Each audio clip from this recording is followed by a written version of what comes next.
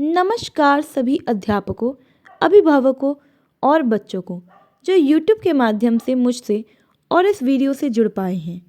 इस वीडियो में हम तारा ऐप में हिंदी भाषा से जुड़े हुए तीनों लेखों को पढ़ने जा रहे हैं।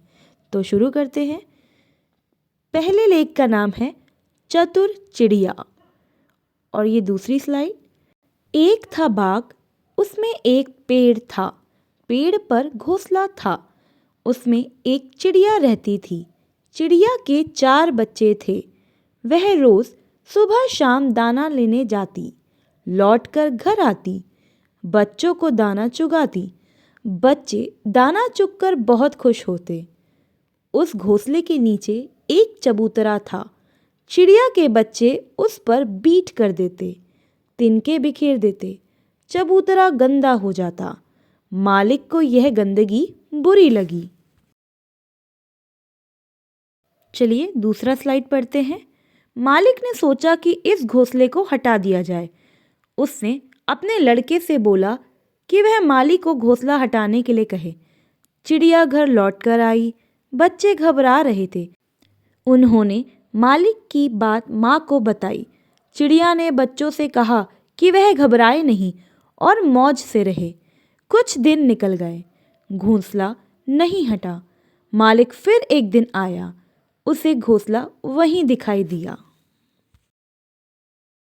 तो दूसरे लेख का शीर्षक है शीला का साहस। चमनपुर गांव पहाड़ियों के बीच बसा हुआ था। गांव में थोड़ी दूर पाठशाला थी। पाठशाला के रास्ते में घने पेड़ और झाड़ियां थी। पास ही नाला बहता था। नाला पार करके पाठशाला जाना पड़ता था। छोटे बच्चे अकेले आते जाते डरते थे, इसलिए वह बड़े बच्चों के साथ ही आते जाते थे। शीला उसी पाठशाला में 5वीं कक्षा में पढ़ती थी। वह अपने मोहल्ले के बच्चों को साथ लाती और ले जाती थी। बरसात के दिन थे। शीला बच्चों को लेकर पाठशाला जा रही थी। बच्चे आगे पीछे उछलते कूदते चल रहे थे। शीला ने देखा आज नाले में बहाव तेज है। उसने बच्चों को एक दूसरे का हाथ पकड़वाए और नाला पार करवाने लगी। अचानक मनीष का हाथ छूट गया। वह गिर पड़ा और पानी के साथ बहने लगा। तो तीसरे और आखिरी लेख का शीर्षक है सपना सच हो गया। एक दिन प्रभा स्कूल में अखबार पढ़ रही थी। पास में बालक बालिकाएं भी पढ़ रहे थे। गुरुजी भी वहीं थे। पढ़ते पढ़ते प्रभा की आंखें भर आई। टप टप टप टप आंसू गिरने लगे। पास में बैठी सहेली बार बार पूछकर बात समझने की कोशिश कर रही थी। गुरुजी ने भी पूछताछ की। प्रभा कुछ नहीं बोली, बैसाखी उठाकर चल दी। गुरुजी की नज़र उस अखबार पर पड़ी। उसमें कृत्रिम टांगों का चित्र छपा था। गुरुजी को समझने में देर नहीं लगी।